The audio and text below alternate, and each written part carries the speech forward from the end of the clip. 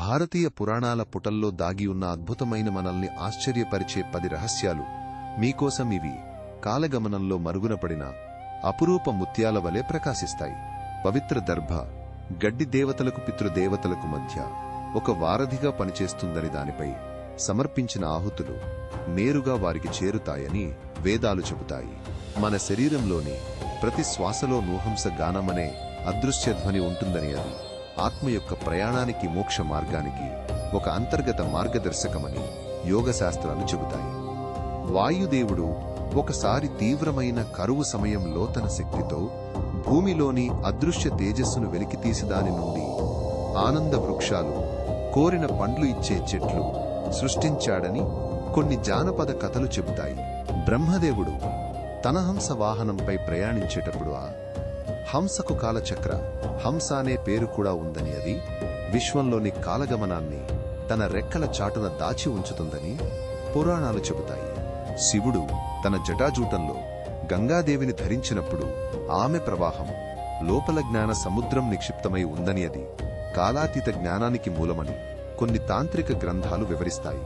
విష్ణువు ఛాతీపై ఉండే శ్రీవత్సం గుర్తు కేవలం అలంకరణ కాదని, అది విశ్వంలోని సకల జీవుల కర్మ రేఖలను, పాపపుణ్యాల జాడలను తనలో నిక్షిప్తం చేసుకుంటుందని కొన్ని అరుదైన పురాణాలు చెబుతాయి. కుబేరుడు తన తపస్సుతో శివుడిని ప్రసన్నం చేసుకున్నప్పుడు శివుడు అతనికి అలకాపురి అనే నగరాన్ని సృష్టించాడని, దాని ప్రతి వీధిలోనూ అదృశ్యంగా బంగారు నదులు ప్రవహిస్తాయని పురాణాలు చెబుతాయి.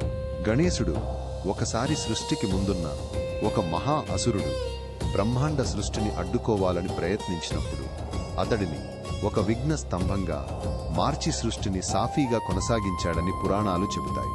పరశురాముడు క్షత్రియ సంహారం చేసిన తర్వాత తన పాప ప్రక్షాళన కోసం హిమాలయాల్లో ఒక రహస్య గుహలో మౌన భిక్షాటన చేశాడని, అప్పుడు మాత్రమే ఆయనకు అంతర్గత శాంతి లభించిందని కొన్ని అరుదైన పురాణాలు చెబుతాయి. రామాయణంలో శ్రీరాముడు సముద్రుడిని ప్రార్థించినప్పుడు సాగర కన్యలు అదృశ్యంగా సముద్రంలోని అలలను శాంతపరచి సేతు నిర్మాణానికి మార్గాన్ని సుగమం చేశాయని కొన్ని ప్రాంతీయ గాథలు చెబుతాయి.